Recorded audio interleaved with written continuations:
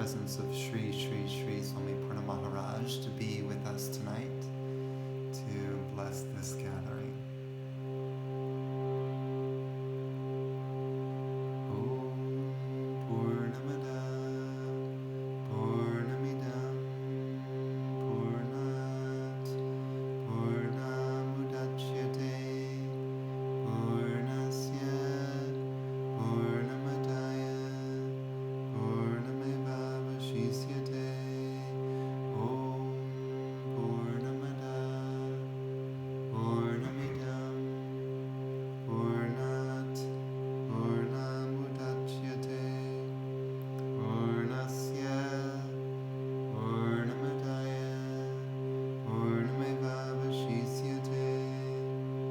Om Purnamada Purnamidam Purnat Purnamudachyate Purnasya Purnamadaya Purnamevavashishyate.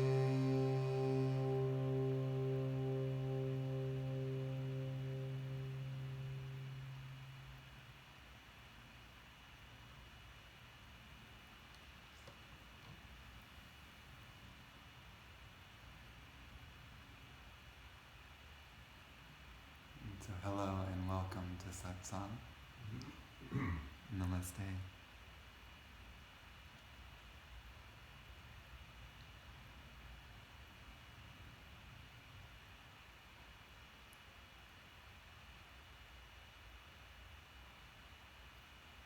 It's said that every breath you take is a mantra. Soham is the mantra. You could say it's an unconscious mantra that one is always breathing, always saying with one's breath. That's how Soham came about, was through the breath. So it's interesting that, in a way, God programmed the ultimate mantra into your breath itself. And you're always saying Soham. You could go either way, but breathing out so and breathing in hum. You can try it, kind of like the deep breathing out so and breathing in hum, and you do that silently, and it starts to take you into the spiritual world. That's the idea. That mantra awakens the third eye and draws you in to the spiritual world, which is beyond body and mind. So it's just a different realm, very, very deep, profound. So in and out through the nose, breathing out so, and breathing in hum.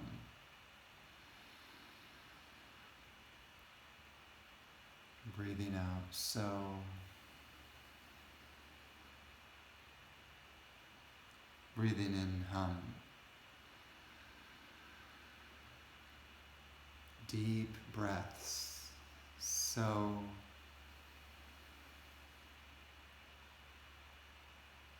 hum.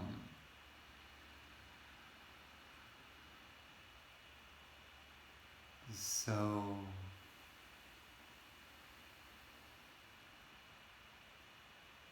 hum.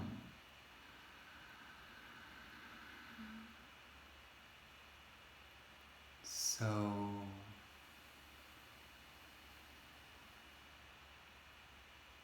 hum.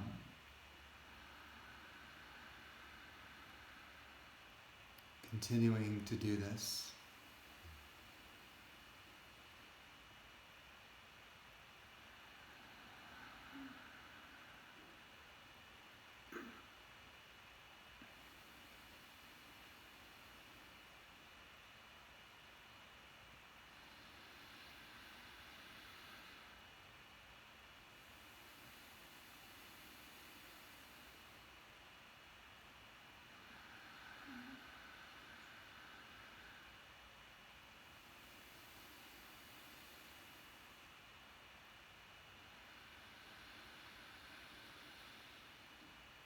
Breathing out, so.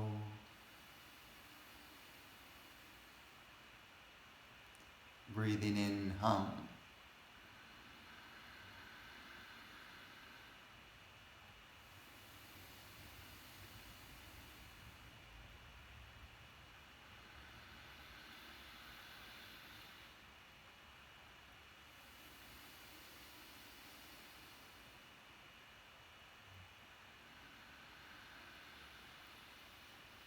Breathe out, so. Breathe in, hum.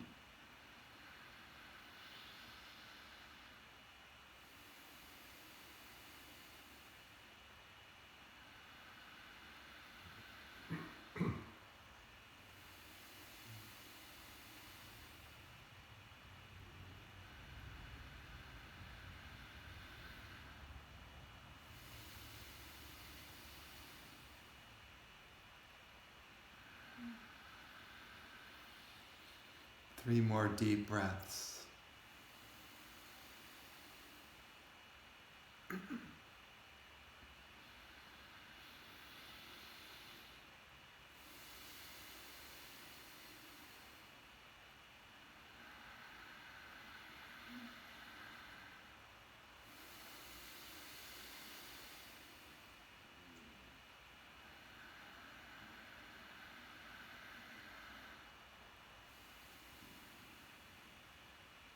And then relaxing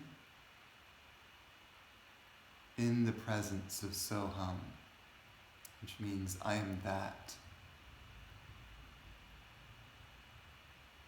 I'm the unnameable, beyond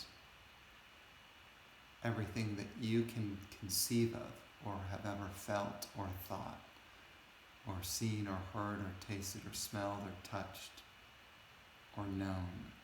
This is Soham.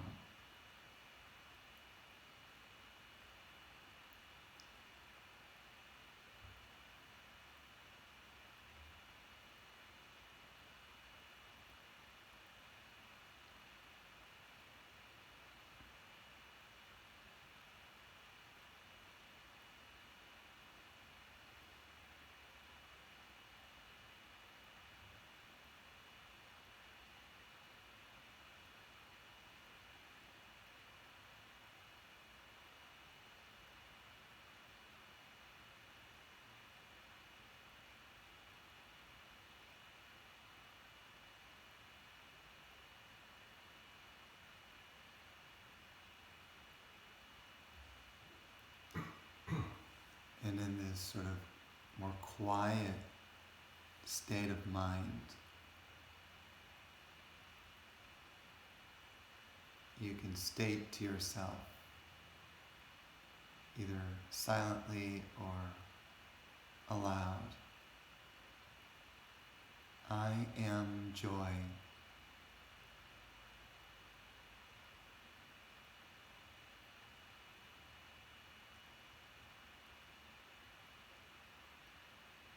I am peace.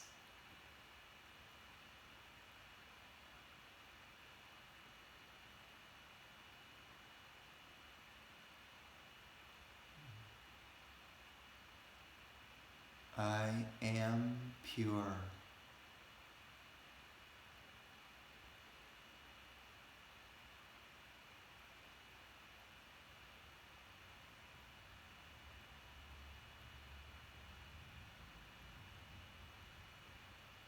I am fulfilled.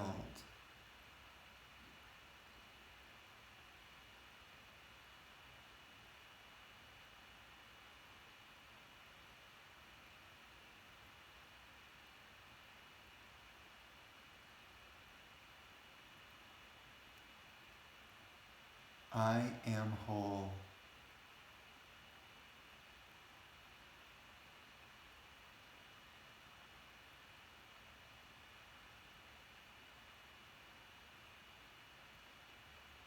I'm complete.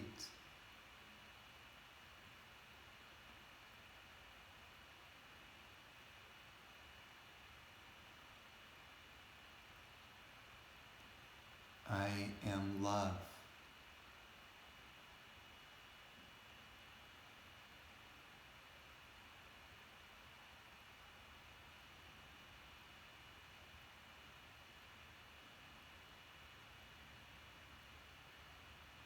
I am spirit.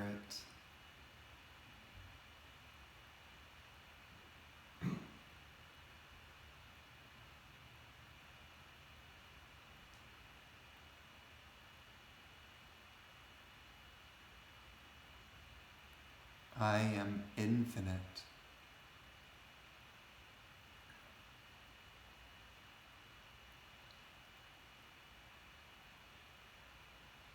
I am boundless.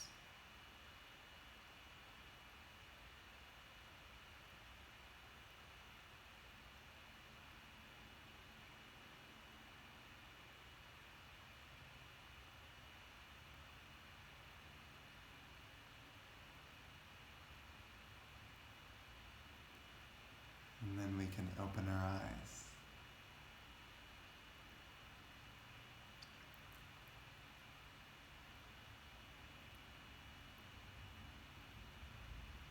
Those affirmations go a lot deeper when the being is quiet.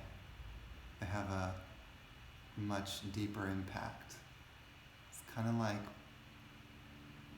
you're programming yourself, or you're planting seeds. Our mind is very tricky because it can repeat negative thoughts over and over and over again, or feelings. It just keeps repeating a circular motion. And a lot of times it's hard to stop the repetitive thought. It'll keep going. So one way to break it is to do breath. Because especially a focus, they call it Pranayama, which is control of breath, control of life force. So when you control your breath, the mind often falls in line, and it's much easier to stop that crazy thinking. Sometimes we get frustrated with the mind and just say, stop it already, but it doesn't seem to want to give up. So it's interesting. You think that God would have a mind where the natural proclivity was repeating positive thoughts? Well, perhaps at the beginning, I think of the Adam and Eve story, but perhaps at the beginning, the mind was clean and pure. And then, in a way, as entities started to experience life, they wanted to experience new feelings and new thoughts. And so then it started to spiral in a way. But maybe at the beginning it was pure. Well, also each person, not 100%, but from age 0 to 5 has largely positive thoughts. Yeah. That's before the samskaras kick in. Yeah. So what I'm saying too is, Josh is speaking about samskaras, which is an interesting point. Imagine that you've had like 1 million past lives, and during all those lifetimes you also you kept building on those negative thoughts. Maybe at the beginning it was pure, but you see, what if God wants to experience everything, like infinite experiences? What if that's, in a way, the purpose of God is I want to be everything and experience everything? Isn't it a fascinating idea, isn't it? So the very things that are going through your mind, including all the negativity, are simply what God wants. Simply an experience in which God doesn't want to leave one stone unturned, wants to experience absolutely everything, infinite possibilities. So there's a sort of freedom in that.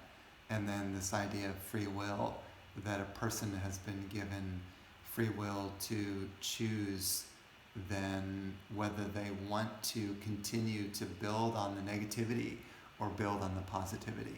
Fortunately, there's a choice. That's probably the greatest boon that particularly a human being, because a human being has a rational intellect. It has an intellect. The mind is not so smart, because the mind will go based upon kind of more emotional thinking. It's kind of combined with emotion, whereas intellect kind of knows the best way. As an example, let's say you eat badly. You eat heavy foods and things that are just really unhealthy for you. Now your intellect absolutely knows that those things are not good for you, right? Intellect knows, everyone knows that ultimately the unhealthy foods are going to pretty much kill your body. And not only that, kill your body, but kill your meditation as well, right? And yet, we continue to do that. Why is that? Because the mind is an emotional beast.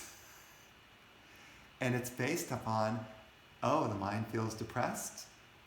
Well, I need a donut to cure that depression. So it'll eat the donut and feel better, at least temporarily, for 30 minutes. And so that's how the negativity spirals out of control. From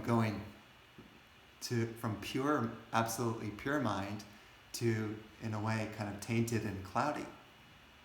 Because it's very easy to get involved with those sensations that ultimately affect you negatively.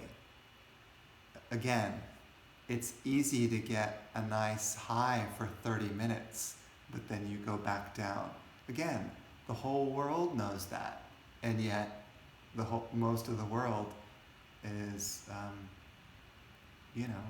eating junk food and harming themselves, or whatever it is, smoking, drinking, taking drugs and things like that, because those are the easiest ways to cover the hidden depression, the hidden sadness, the hidden anger, all that stuff that's deep down inside. We don't even know how to access it. All we know is we want to cover it up. So we use those things. And so, but again, if God wants to have infinite experiences, then why not? Anyway, that's a long answer to your question. It is a very good answer. So now I want to get to a really profound thing, which is at some point you speak to a sage or a wise person who has decided not to take that route of going after the easy fruit. You know, the easy fruit. You know what I'm talking about, right? The things that give you easy pleasures. The sage says, okay, no, I'm going to discipline myself a little bit. I'm going to wean myself from those, and I'm going to focus more and more of my mind on peace. And what the sage has found over thousands of years is that, and I'm not saying this is absolutely true for everyone, but pretty much, breath is the easiest access to a peaceful mind. So I'll say that again. Breath is the easiest way to access a peaceful mind. It is the easiest way to control the mind, at least in the beginning. And yet, interesting, I've heard some people, even online, have said, I've led some breath practices, and one person said, gosh, it's really hard to follow the breath because it takes a lot of concentration or something like that.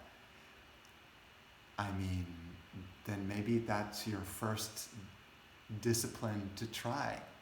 Anyone can do breath for 5 minutes in the morning and 5 minutes in the evening and practice your concentration.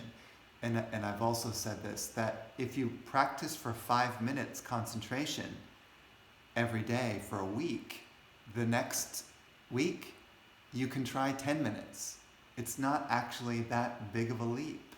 So it's creating a muscle. If if I've been giving in to so many of the desires that bring me into heaviness and lack of concentration, and I've spent so much time on that, it's going to take a little bit of effort to reverse that way of thinking, that way of living life. It's going to take some effort if I've done it for so long, right? So breath is maybe the easiest way to start.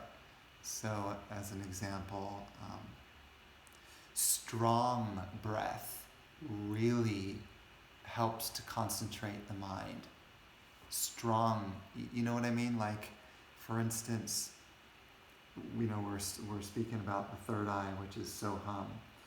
If you wanna focus on your third eye, you imagine you're breathing into the third eye, and you're imagining that the light is piercing it every time you breathe out. So this breath is an exhale through the nose, a sharp breath like this.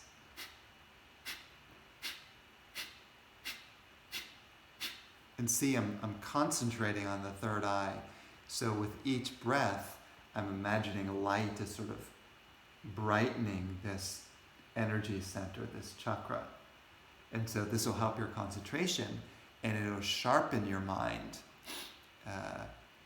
and it'll empower your meditation. Seems simple, but I could kind of check, but how people are doing it if I could see you. But when you're breathing out, you don't have to focus on breathing in. That's not, your body is automatically going to breathe in, back in through the nose. It's more about sharp breath, short and sharp through the nose. So, and see, I don't know, you can't even see my belly, but my belly's kind of jumping up and down. I've got a very relaxed belly, so I don't have any tension here. But I'm doing the sharpness here, so it's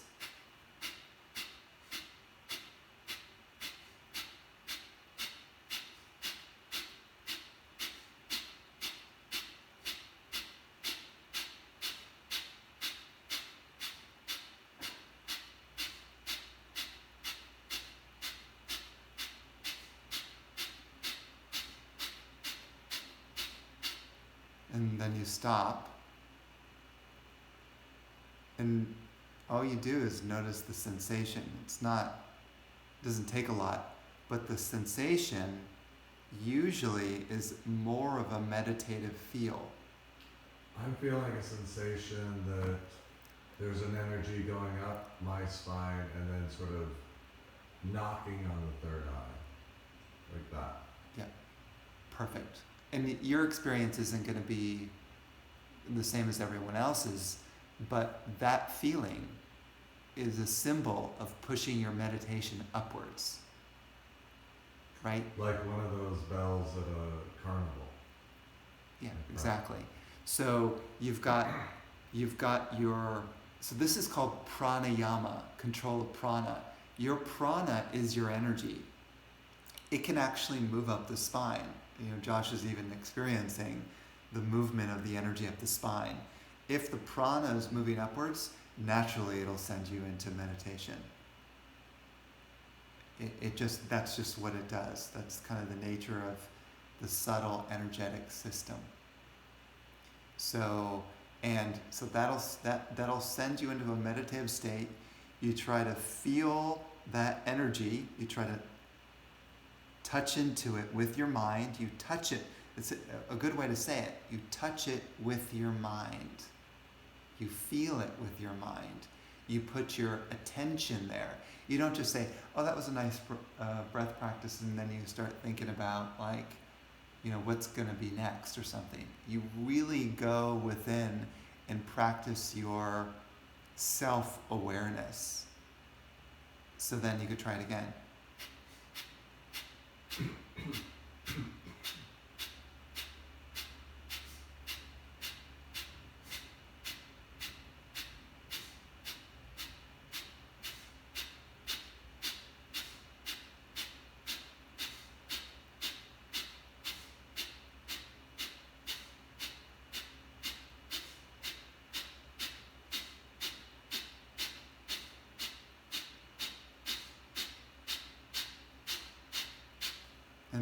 relax. And then try to notice a change. Sometimes you could call it a shift, a difference in your consciousness.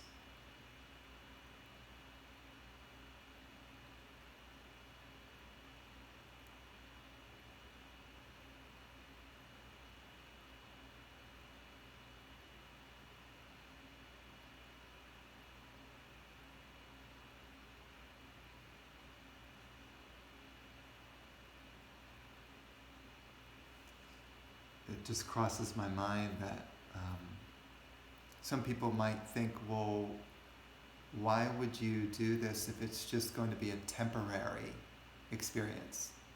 Kind of like a drug, right? You talk about a person taking a drug and then they get 30 minutes of experience and they're like, oh, that was nice, and then their mind just goes right back to where it was. Well, as I said, this is a muscle, and there have been yogis that have done this practice consistently for quite a while, and they have shifted the inner experience of their mind into a different state that stays there permanently. So that's the important thing. You can get your state into a different realm, almost like you can just push it into another realm and it will stay there. For the average person, I mean, my feeling is, the way of describing it would be better to feel good some of the time than none of the time. Yeah. And then, yes, if you're enlightened, then you feel good all of the time. Yeah. And not even before, quote unquote, enlightenment. It took me 1, 2, 3, maybe 3 months of spiritual practice to get to the point where there was a permanent shift in consciousness, a permanent change in my mind, where my being was living in another dimension and it didn't go back. How do I know that? Different symptoms, you could say. The vision becomes diffused. So when your vision becomes diffused, it starts to feel like all the objects of the world are starting to kind of blend. The boundaries soften. Yes. And so your mind has a harder time not only finding boundaries, but determining separate objects, because that's what the ego does, is it likes to lock on to objects and get them. Whereas an illumined mind feels everything kind of coming together, a sort of unification principle, as opposed to a separative principle. And the separative life is miserable. I mean, it is. You could consider my previous life and how the mind was living, how the human was living, and I would say it was miserable compared to, at this point, I would say the majority of the time, I don't know what percentage, 99% of the time, there's happiness. I mean, that's a huge percentage compared to the depression that the being was living in before.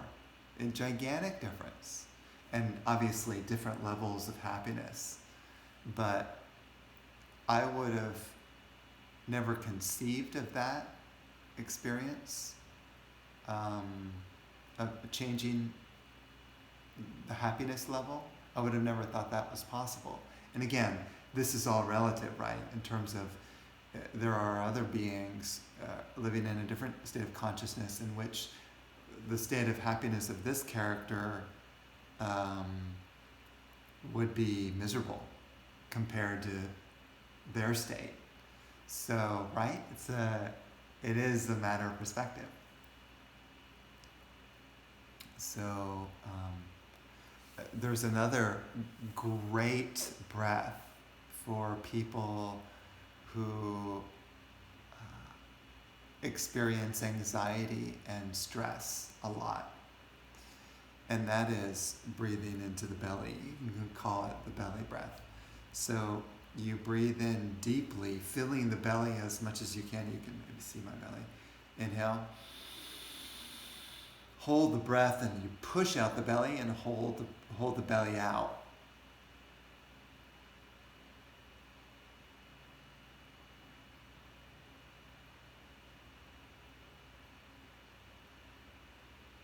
And then exhale through the nose. All the breath, all the air. And then you can try it again. Breathing in deeply, filling the belly as much as you can. Hold the belly out and push out.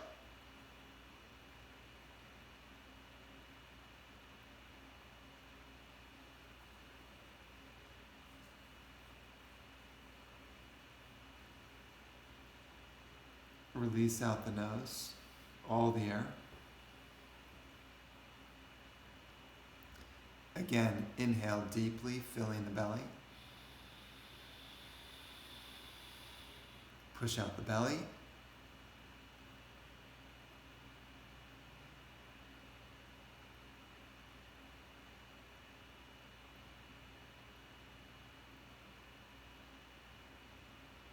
Release all the air.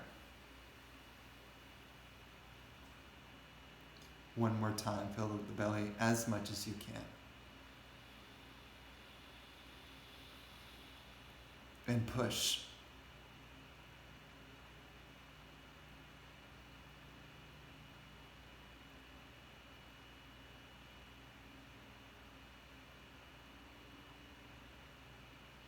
And release. Relax.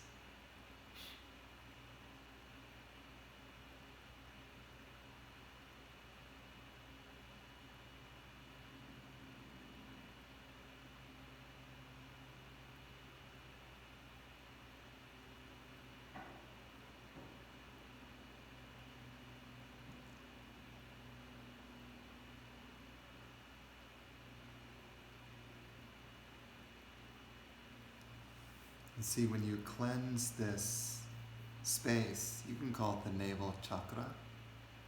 If you clear this, then more prana, more energy can move up the spine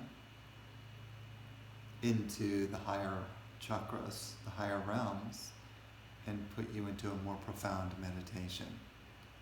Oftentimes these energy centers are blocked, so it's going to be difficult for us to experience higher states of consciousness. It's just not going to even make any sense, even if I talked about it.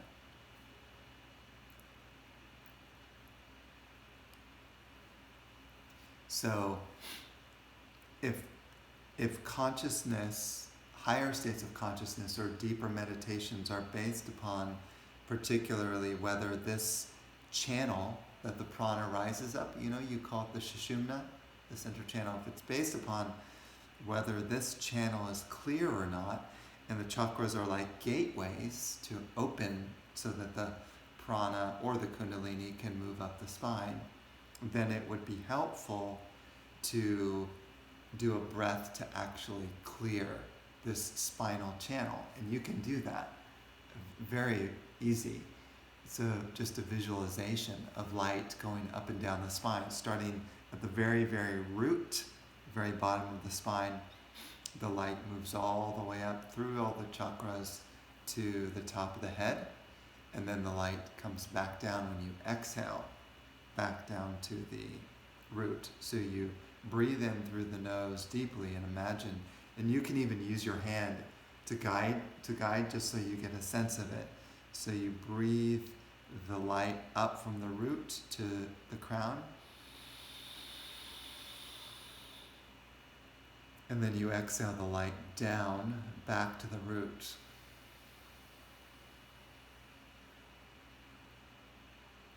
Inhale deeply, breathing the light up.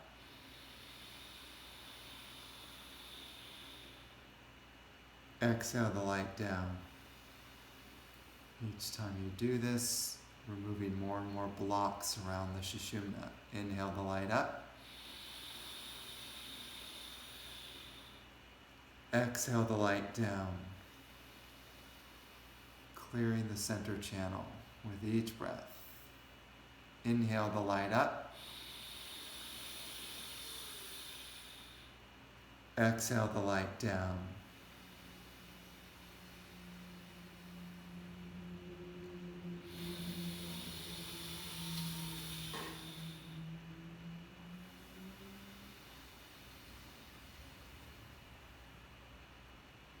Deep breathing.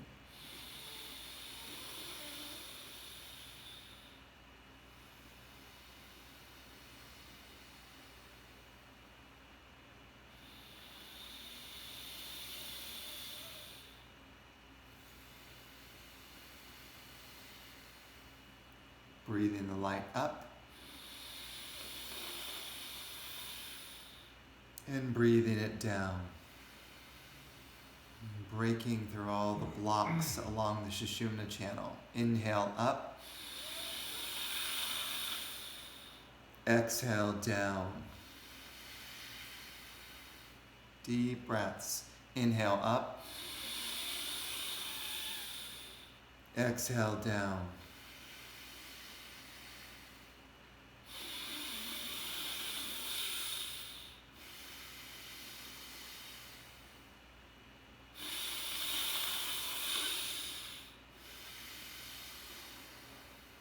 Three more deep breaths.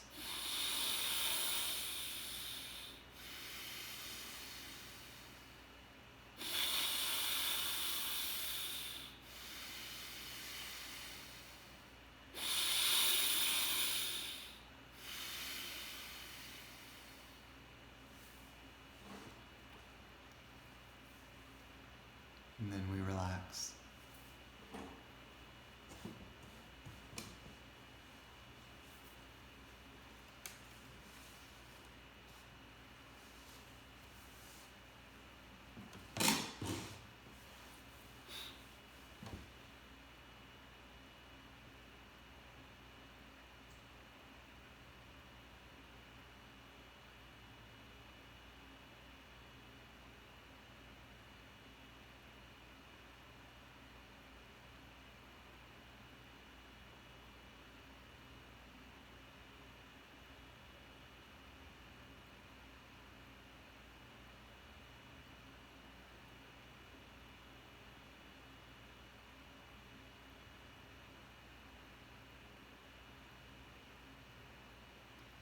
If you want to create even more openings for the energy to rise, then you can do the simple movement, lifting the chin up to you're facing the ceiling, and then slowly bringing the chin down till it reaches the chest or close to it. Slowly bringing the chin back up.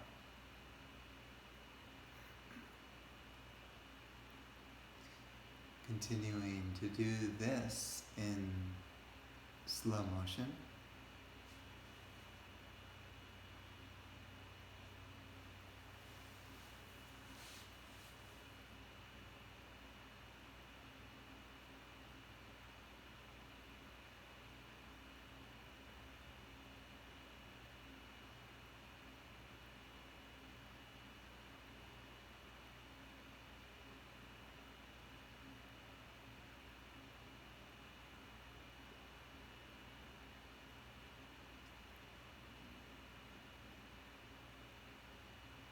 And this one movement can create a huge breakthrough in your system. It may seem simple, but it clears so many blocks.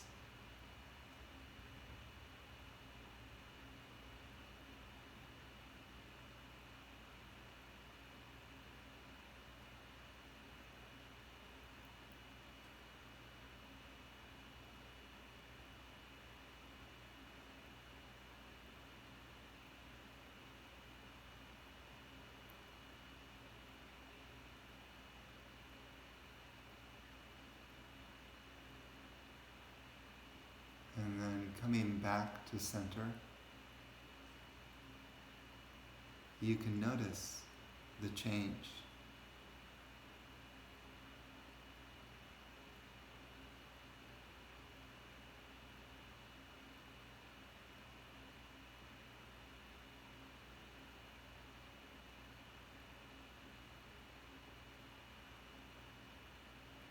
Turning the head to the right till you're facing the right wall.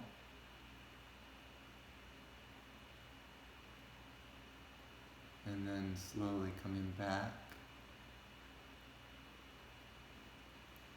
until you're facing the left wall.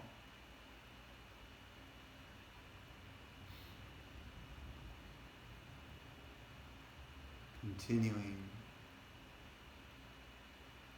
right to left.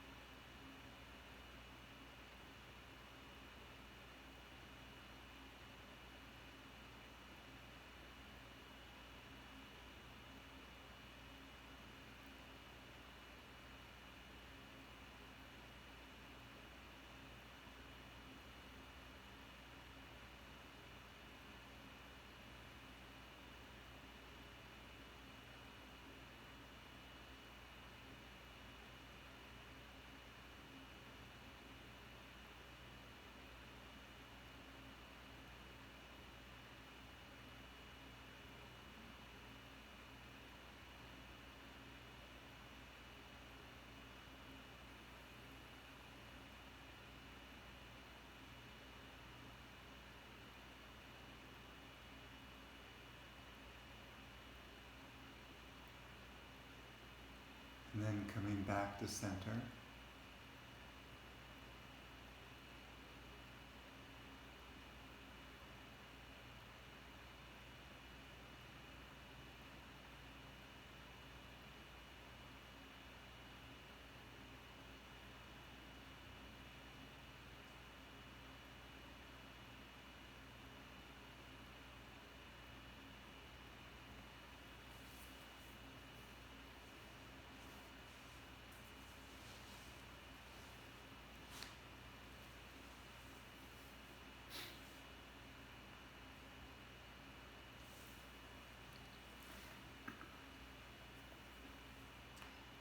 And then the next breath will actually move the energy all the way to the top of the head and keep it there. So what you do, you can kind of put your hands together like this and point your fingers towards the root chakra at the very bottom of the spine. Just hold your hands there. And then you inhale deeply through the nose. Imagine the light going from the root all the way to the crown, the very top of the head. And then imagine the light staying there, but you breathe out through your nose. And then again, you try it again. Breathe the light up, and it stays at the top of the head, at the crown, and then you breathe out. So you're breathing in. Light stays at the top of the head, and you breathe out through the nose. Again, breathe the light up the spine.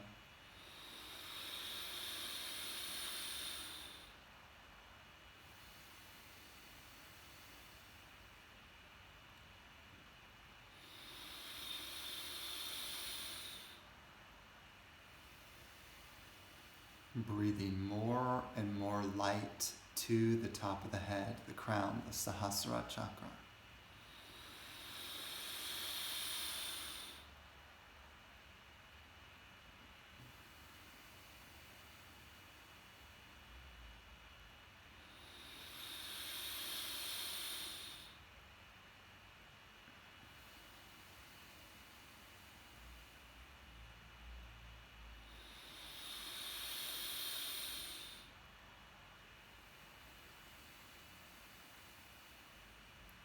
Deep breathing, breathing the light up to the top of the head. Hold it there, and you can breathe out.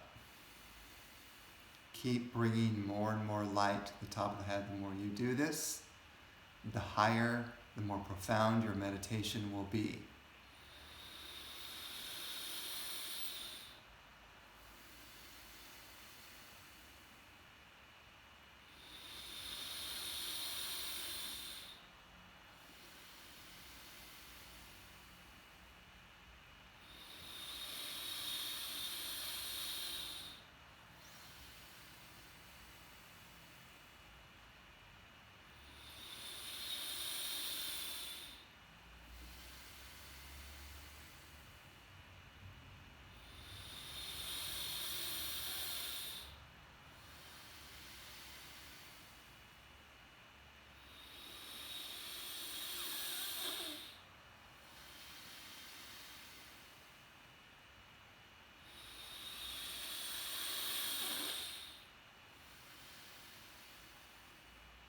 3 more deep breaths, breathing the light up to the top of the head.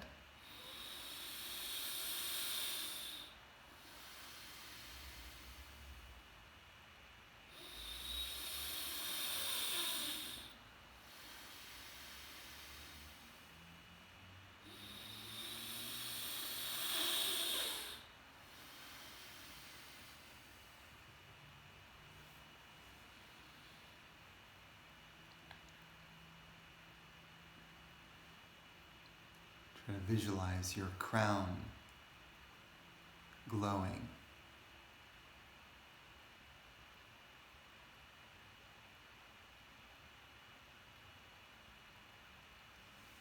And then the crown opens to the heavens. And then the light, all that light that accumulated at the very top of the head,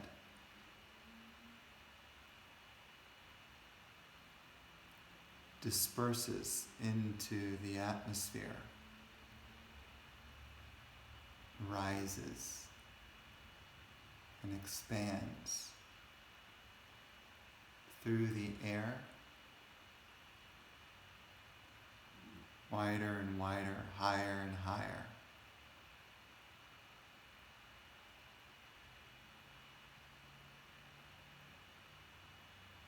It becomes a huge column of light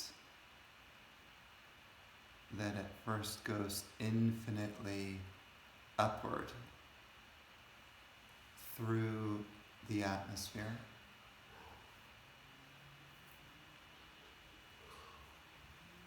into space, and it also descends infinitely through the earth, out the other side, through the atmosphere, and into space.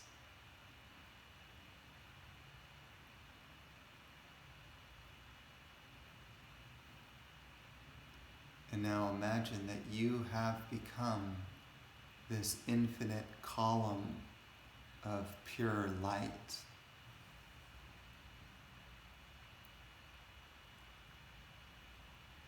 Rising infinitely upwards and descending infinitely downwards.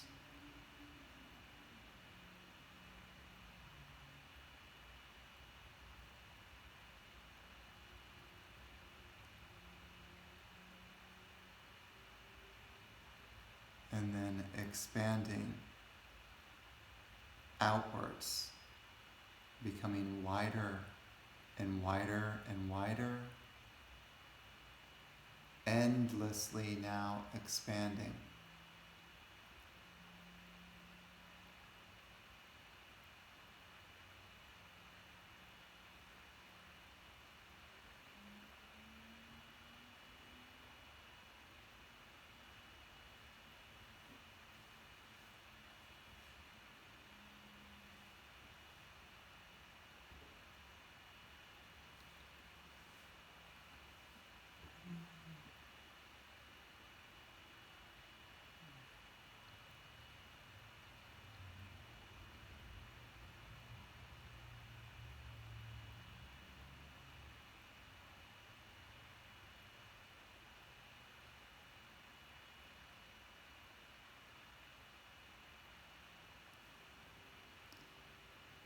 And in your mind, you hear the reverberation of the word Shivam, Shivam,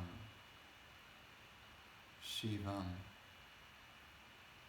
Shivam, Shivam, Shivam, Shivam, Shivam, Shivam.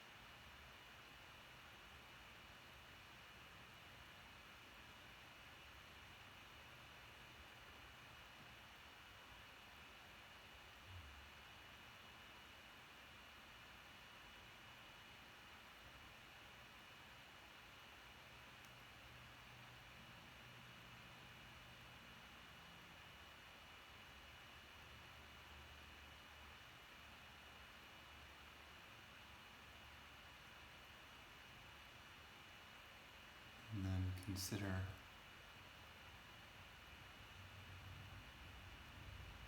that there is only infinite consciousness.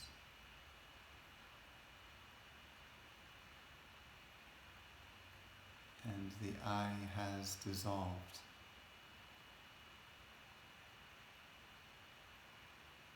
There is no more I, no more center, no more person.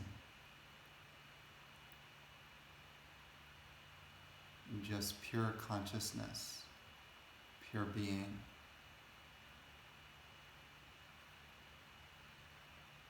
Shivam, Shivam, Shivam, Shivam, Shivam, Shivam.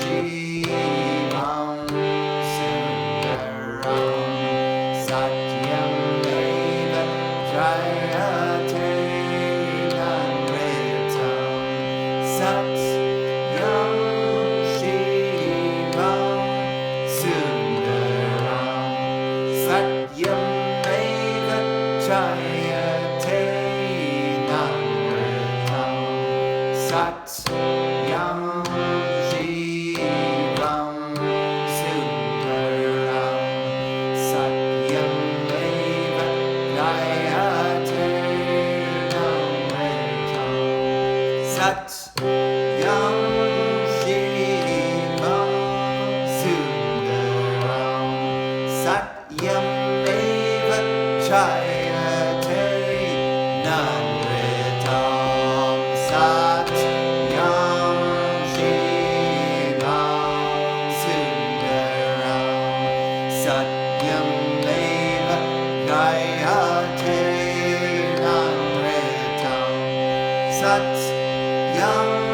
Shivam Sundaram Satyam Eva Jayate Namritam Satyam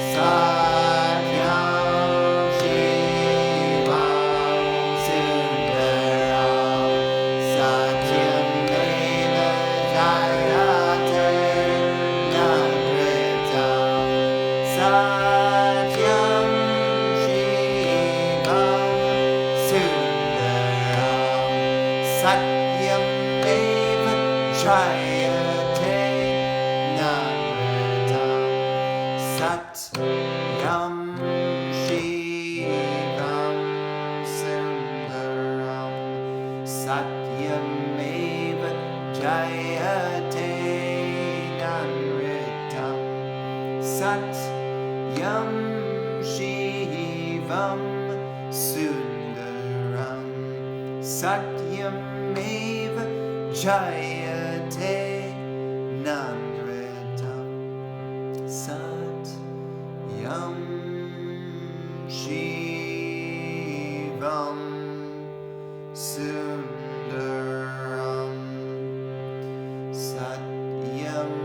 Eva Jayate Namritam Satyam Shivam Sundaram Satyam Eva Jayate Namritam Namritam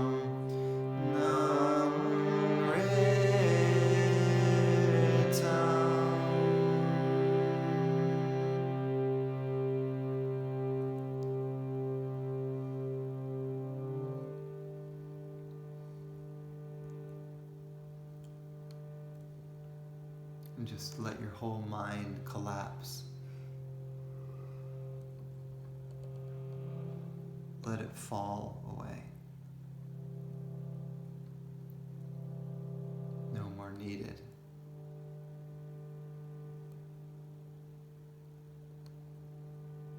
What would you be without the mind if it didn't exist? Where would you be? Who would you be?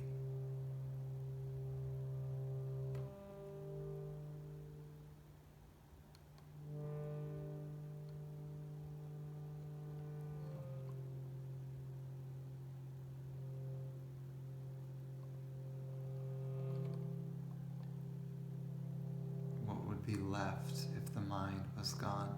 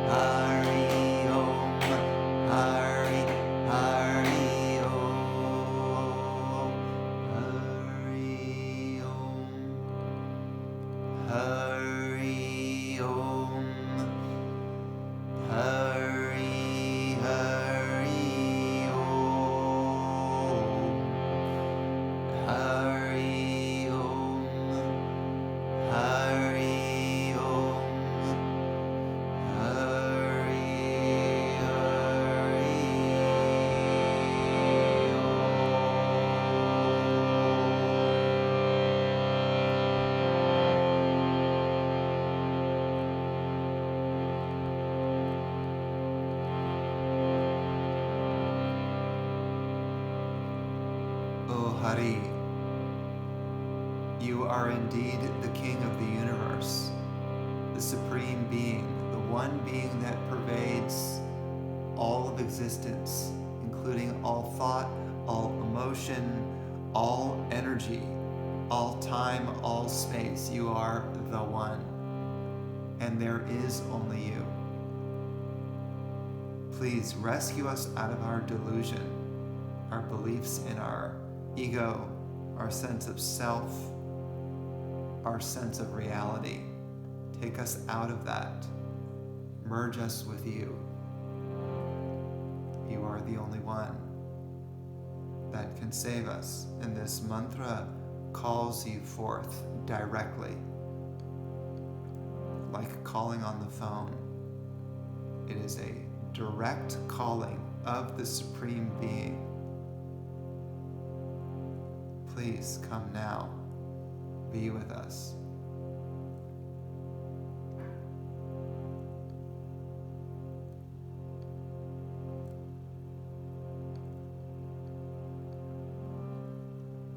This mind is a stubborn thing. We do need help.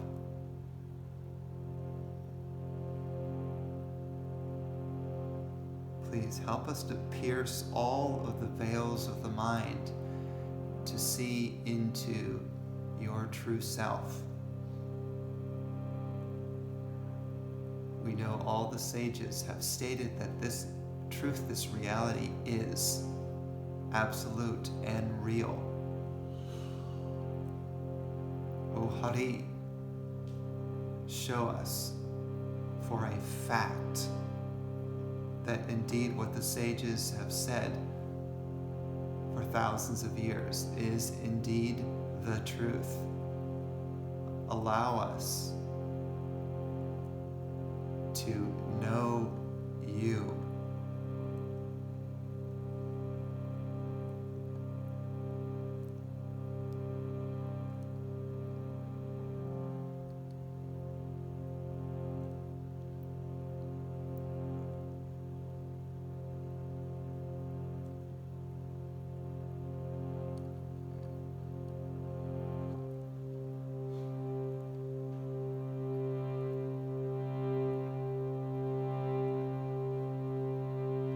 These last mantras are a tribute to the Sadguru, who is an emanation of the truth itself.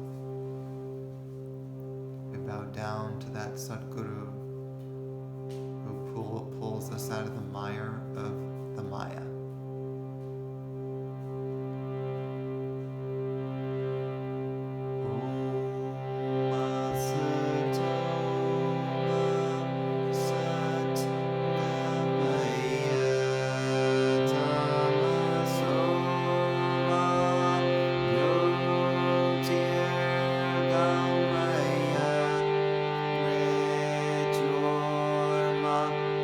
Amrita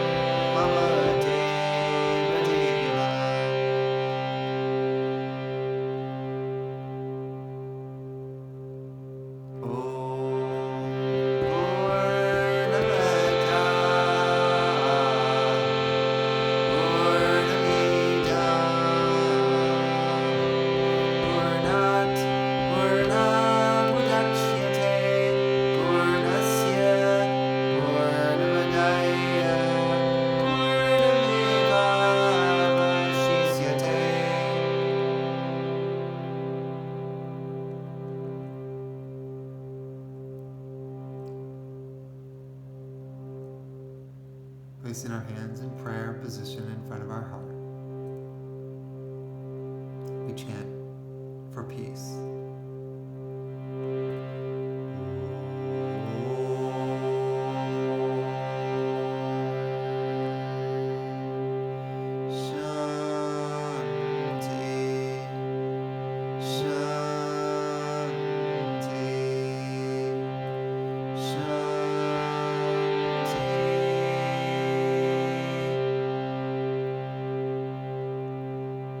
Peace.